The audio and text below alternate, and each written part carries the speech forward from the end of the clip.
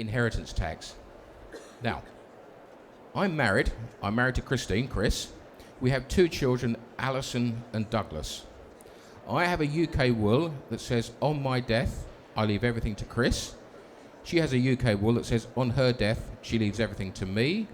And the wills both say, on second death, it passes to the 2 children in equal proportions. Yeah? Similar? Everybody else has got them? Yeah. Okay. Right. We own our house. Do you own your house, madam? Who owns it? Jointly? No, you don't. There's my house, and Chris, without letting me know, changes her will and says on her death, she leaves her estate to her toy boy. Okay? And she actually dies. Who owns half the house? Toy boy.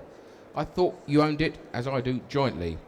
You don't own anything jointly in the UK. You are married under UK common law. UK common law, and you have separate estates. You dispose of your estate via a UK will. And if you don't have a UK will, you die intestate, and the government tells you how to dispose of your estate. So you have a UK will. So you're married under common law. You are moving to a civil law country. And a civil law country has different responsibilities, different rights. And you must remember that you are put on this earth to provide for your children. That's the whole reason for your existence, to provide for your children in a civil law country. So, if you move to France, you buy a house which you think you're buying jointly, and the notaire will probably not tell you otherwise, because remember, you're there to provide for your children.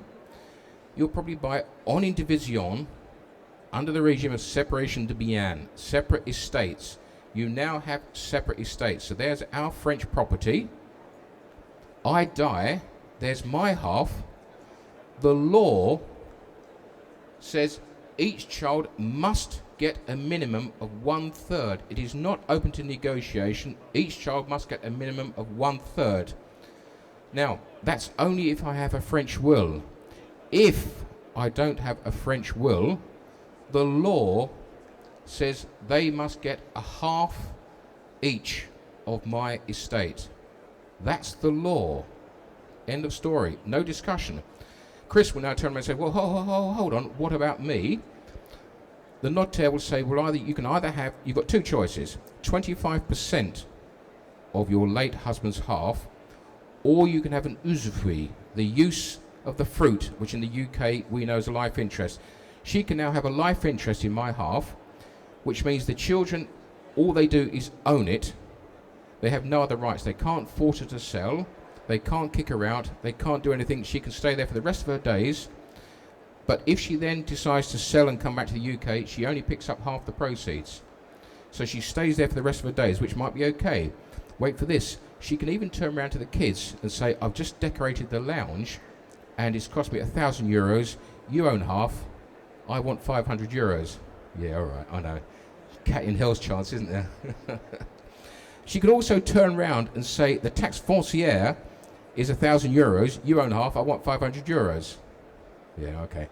So that's what you read in the books, and that's what the panic is. Now, you only get this one chance. We, in buying our property, we've got a tontine, Tontine. It's a clause that's put in the Act of Ont, and it's the only time it can be put in, is in the Act of Ont. The tontine says, yes, we recognise you actually own half, but we don't know which half it is.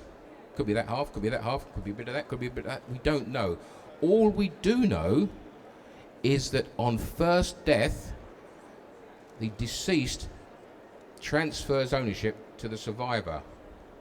So now there is no inheritance tax on transfer of assets between spouses. So now Chris now owns the whole property. She decides to come back to the UK. She actually sells it. It's her main residence, and we've already established there's no liability to capital gains tax. She picks up the whole lot and comes back to the UK. Or she stays there in France. Oh dear, she hasn't got a French will.